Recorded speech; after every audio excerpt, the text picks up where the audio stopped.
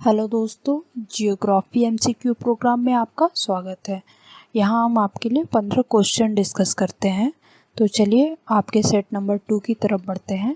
आपका जो पहला क्वेश्चन है क्रेटल झील के बारे में है। यहाँ आपके 4 ऑप्शन दिए हुए हैं: टंगनिका झील, भारत का लोनार झील, बैकाल झील, विक्टोरिया झील। क्रेटर झील मैं आपको शो करती हूँ। देखिए, जो ज्वालामुखी होता है उसमें जब विस्फोटक उद्गार होता है और ये घटना बार बार होती है तो ज्वालामुखी है शंक्वाकार आकार का न बन करके उसका जो ऊपरी सिरा होता है, मैं आपको दिखाती हूँ। जो ये वाला हिस्सा है आपका, ये देखिए, ये गर्त के रूप में बन जाता है और वापस जब इसमें से उद्गार बंद होता है और इसमें वर्षा के कारण जल भर जाती है तो ये एक झील का रूप ले लेता है। तो इसी को क्रेटर झील कहते हैं। तो आपका जो राइट ऑप्शन होगा वो भारत का लोनार झील होगा, क्योंकि बाकी के जो झीलें हैं वो क्रेटर झील नहीं है। जो टंगनिका है ये अफ्रीका में पाया जाता है। ये जायरे और तंजानिया की सीमा पर स्थित है। और आपका जो बैकाल झील है ये विश्व की सबसे गहरी झील है और रूस में पाई जाती है। विक्टोरिया झील आप जानते ही होंगे इसके बारे में,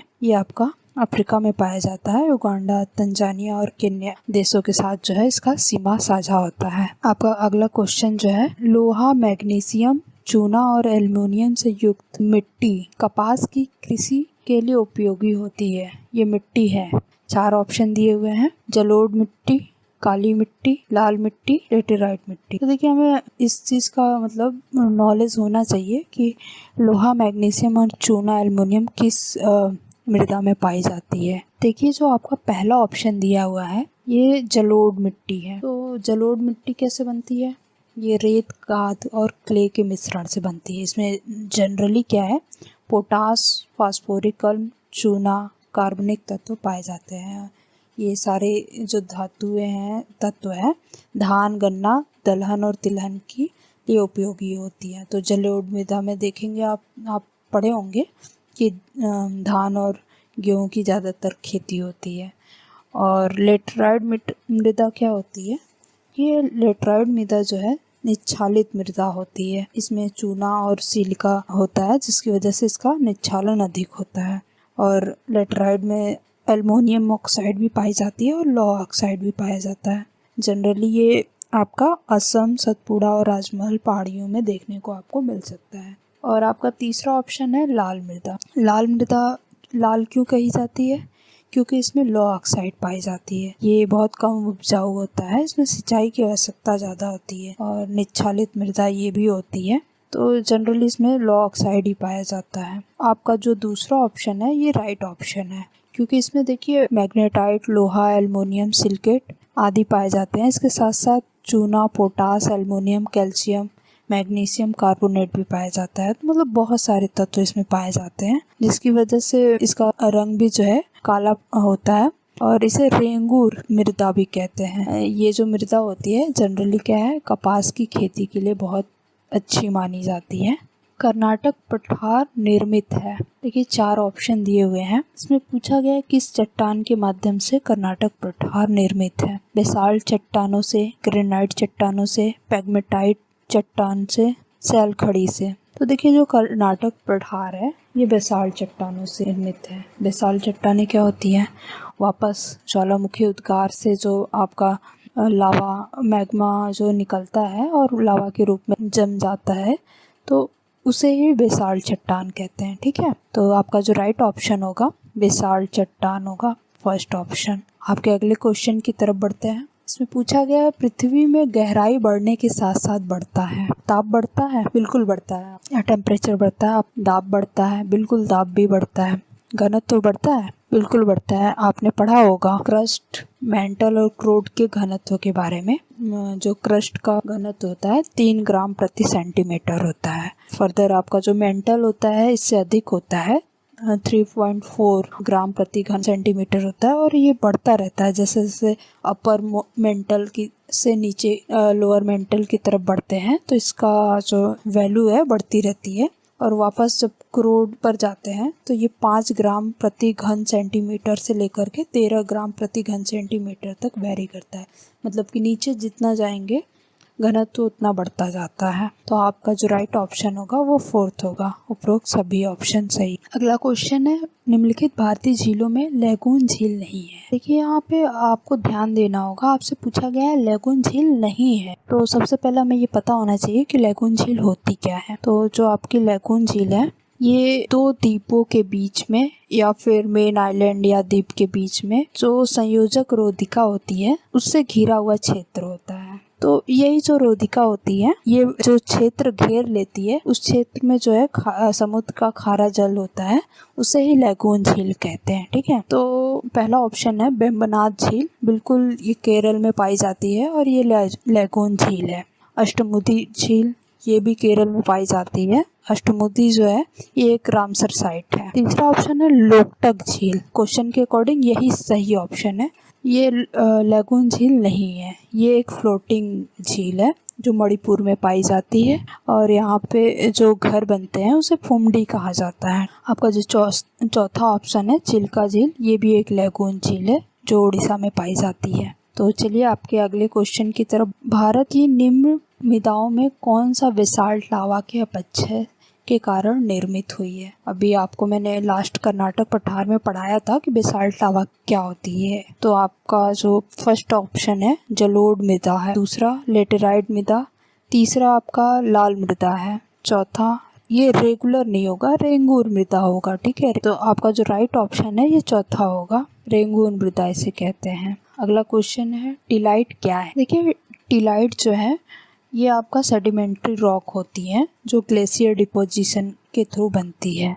तो आपके जो ऑप्शन दिए हैं यहाँ पे हिमानी निक्षेपण से निर्मित अवसादी चट्टान, तो आपका राइट ऑप्शन भी है यही है। भारत में भूस्खलन संबंधी अध्ययन तथा निगरानी किस संस्था द्वारा की जाती है? देखिए बारिश के नियमित रूप के कारण आपने पहाड़ों में बहुत सारे न्यूज़ सुना होगा कि बहुत ज़्यादा भूस्खलन होती है। देखिए अगर इससे नहीं जानते हैं तो गेस करेंगे तो आपको लगेगा इसमें 3 ऑप्शन सही है, तीसरा ऑप्शन सही है। आपका जो राइट ऑप्शन है चौथा है भूवैज्ञानिक सर्वेक्षण विभाग को ये जिम्मेदारी 2004 में भारत सरकार द्वारा दी गई थी। का हेडक्वार्टर कोलकाता में है और इसका जो निर्माण है 1851 में हुआ था। दूसरी पुरानी संस्था है ये भारत। ये 4 ऑप्शन दिए गए हैं जिसमें पूछ रहा है धात्विक खनिज कौन है। पहला है प्लेटिनम, टीन, दूसरा, तीसरा है सीसा, चौथा गंधक। तो देखिए प्लेटिनम, टीन और सीसा जो है ये धात्विक खनिज है। और आपका अगला क्वेश्चन है अग्नेय है, इसमें दिया हुआ है ग्रेनाइट, सिस्ट, संगमरमर, क्वार्टज। इन दिए हुए ऑप्शन में जो आपका फर्स्ट ऑप्शन है वो सही है और बाकी के 3 ऑप्शन जो है ये कायांतरित सेलों के उदाहरण है। अगला क्वेश्चन है पटल विरूपणी घटना नहीं है। देखिए ये नहीं है ऑप्शन को ध्यान से पढ़िए वरना क्वेश्चन गलत हो जाता है। फर्स्ट ऑप्शन आपका उन्मज्जन, दूसरा है भ्रंशन, तीसरा है संपीड़न, चौथा है भूकंप। तो देखिए पटल विरूपण जो है आपका एक प्रोसेस है, एक तरह का फोर्स भी होता है। हमने भू आकृतियों के निर्माण में एंडोजेनेटिक एक्सोजेनेटिक फोर्सेस को पढ़ा है।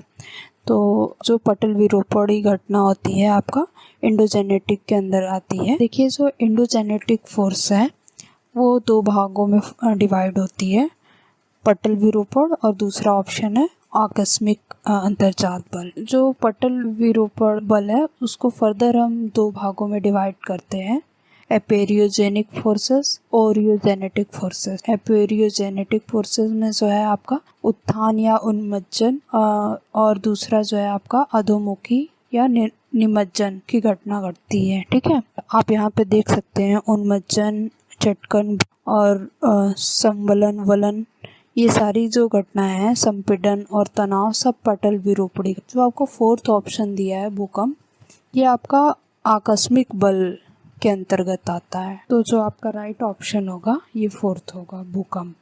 आपके अगले क्वेश्चन की तरफ बढ़ते हैं। एक स्थान पर जाने पर आप बेसाल्ट लावा के पठार देखते हैं, इस बात की संभावना है कि यह स्थान प्रभावित रहा है। पहला है अभिसारी प्लेट सीमाओं से, दूसरा अपसारी प्लेट सीमाओं से, तीसरा रूपांतरित प्लेट सीमाओं से, चौथा जो है आपका भूकंप से। तो देखिए आपका जो राइट ऑप्शन होगा ये अपसारी प्लेट सीमाएं हैं क्योंकि इन्हीं के माध्यम से जो लावा है वो सतह पर निकल कर फैलता है। तो ये घटना जो है अब सारी प्लेट सीमाओं की है। आपका अगला क्वेश्चन है क्षतिपूर्ति तल की संकल्पना संबंधित। देखिए ये जो क्षतिपूर्ति तल की संकल्पना है ये आपका प्रॉट महोदय ने दिया था। इनके अनुसार क्या था, एक तल होता है जिसके ऊपर सभी जो स्तंभ होते हैं, जितने भी पर्वत पठार होते हैं जो विभिन्न ऊंचाई के होते हैं, उनका घनत्व तो भिन्न भिन्न होता है, लेकिन उस तल के नीचे जो है घनत्व सर्वत्र समान पाया जाता है। यही आपकी जो है क्षतिपूर्ति तल कहलाती है। इसका आपका जो राइट ऑप्शन होगा भूसंतुलन, ये आपका तीसरा ऑप्शन सही है। अगले क्वेश्चन की तरफ बढ़ते हैं। ये देखिए मैप से संबंधित क्वेश्चन जो आपका चाइना और इंडिया सीमा विवाद हुआ था, तो इसमें कुछ जगह थे जो बहुत न्यूज में होती हैं। ये आपका पूछा है कि सबसे दक्षिण में स्थित है कौन सा, काराकोरम पास, गलवान घाटी, देपसांग मैदान, पगोंग झील। देखिए ये जो आपका जम्मू कश्मीर का मैप है, अब ये दोनों बट करके अलग हो चुका है। जम्मू कश्मीर अलग हो गया और लद्दाख अलग हो गया है। यहाँ पर काराकोरम सीरीज पाई जाती है, ये लद्दाख सीरीज है, ये जास्कर सीरीज है। ये 3 फेमस सीरीज जो है बहुत पूछी जाती हैं। और एक आपका जो ये देखिए यहाँ से है सिंधु नदी है, ठीक है, ये इस तरह से जा रही है। सिंधु की सहायक नदी ये जो यहाँ है इस तरह से, ये श्योक है। ये देखिए ये जो है आपका श्योक नदी है, ये श्योक इस तरह से है। और ये नुब्रा नदी है, ठीक, जो नुब्रा घाटी हमेशा चर्चा में रहती है। यूपीएससी में लास्ट क्वेश्चन शायद पूछा गया था इससे कि ये नुब्रा घाटी है, नुब्रा रिवर और श्योक रिवर के बीच में पाई जाती है। ये जो पैगोंग झील है ये देखिए यहाँ पर है, ये काराकोरम पास है आपका, ठीक है। ये सियाचिन ग्लेशियर जो सबसे ऊंचाई पर पाया जाता है, सबसे ऊंचाई का बैटल क्षेत्र है। अगला आपका देखिए ये देपसांग मैदान, ये वाला क्षेत्र जो है देपसांग मैदान है। ये गलवान घाटी है। ये आपने एक रोड के बारे में बहुत सुना होगा, तो ये देखिए ये जो है आपका लेह, ठीक है, ये जम्मू कश्मीर में कश्मीर, ये कारगिल, और लेह के बाद में ये थोड़ा सा नीचे दारबुक है। दारबुक से लेकर यहाँ ये दौलत बेग ओल्डी क्षेत्र तक एक रोड बना है जिसे दारबुक श्योक दौलत बेग ओल्डी रोड भी बोलते हैं। DSTBO रोड के बारे में आपने सुना होगा। और यहीं पर आपका जो है ये श्योक क्षेत्र है। इसमें आपका जो राइट ऑप्शन होगा जो पैगोंग झील हो गया, क्योंकि सबसे दक्षिण में यही पाई जाती है, मैंने अभी आपको दिखाया। ये अभिसरण सीमा के बारे में पूछा गया है। पहला ऑप्शन बताता है जहाँ 2 विवर्तनिक प्लेट विपरीत दिशा में अलग होती है। दूसरा ऑप्शन है जहाँ एक प्लेट दूसरे के नीचे छेपित होती है। तीसरा ऑप्शन है आपका जहाँ 2 प्लेटें एक दूसरे के साथ क्षैतिज दिशा में सरकती हैं। चौथा ऑप्शन इनमें से कोई नहीं है। इस क्वेश्चन को हम इस चित्र के माध्यम से समझते हैं। ये देखिए यहाँ पर जो है आपका जब तापी संवहनी तरंगे अपवर्ड मूवमेंट करती हैं तो ये आपका जो भूपटल क्रस्ट के पास आकर अपसरित होने लगती हैं। अपसरित मीन्स अपोजिट डायरेक्शन में मूव करने लगती हैं, इस तरह से।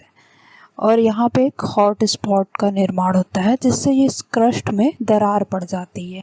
ये संवहनी तरंगे जो है लगातार चलती रहती है, तो इस क्रस्ट में दरार पड़ जाती है और इसी के माध्यम से जो लावा है आपका ऊपर आकर के स्थल पर फैल जाता है और महासागरीय कटक का निर्माण करता है। मध्य अटलांटिक जो कटक है ये ऐसे ही बना है। तो ये जो फर्दर आपका संवहनी तरंग जो है मूव करती है, वापस जब ये डाउनवर्ड मूव करती है इस तरह से, तो यहाँ एक प्लेट दूसरे प्लेट के नीचे छेपित होती है। ये जब अपोजिट दिशा में अपसारित हो रही है तो यहाँ अपसारित सीमा बनाती है, डाइवर्जेंट प्लेट जिसको कहते हैं। तो आपका जो पहला ऑप्शन था देखिए यहाँ गलत हो जा रहा है। और यहाँ पर आपका देखिए जो अभिसरण सीमा की बारे में पूछा गया, ये आपका ऑप्शन सही है। अभिसरण सीमा यहाँ बनती है क्योंकि 2 प्लेटें जो है आपस में टकराती हैं और भारी प्लेट हल्की प्लेट के नीचे छेपित हो जाती है। फर्दर ये बेनी ऑफ जोन में जाकर के पिघल जाती है लगभग 100 किलोमीटर की गहराई में, और वापस मैग्मा का रूप धारण कर लेती है और ये चक्र चलता रहता है और इसी तरह प्लेटें जो हैं बनती हैं और विकृत होती हैं। तो आपका जो अभिसरण सीमा का एग्जाम्पल है, आपने पढ़ा होगा इंडियन प्लेट्स के बारे में। इंडियन प्लेट्स जो हैं यूरोपियन प्लेट के नीचे छेपित हो रही हैं और हिमालय का निर्माण भी उसी प्रक्रिया के माध्यम से हुआ है। ये इसमें आपका जो सेकंड ऑप्शन है ये सही है, जहाँ एक प्लेट दूसरे के नीचे छेपित होती है, यही अभिसरण सीमा बनती है।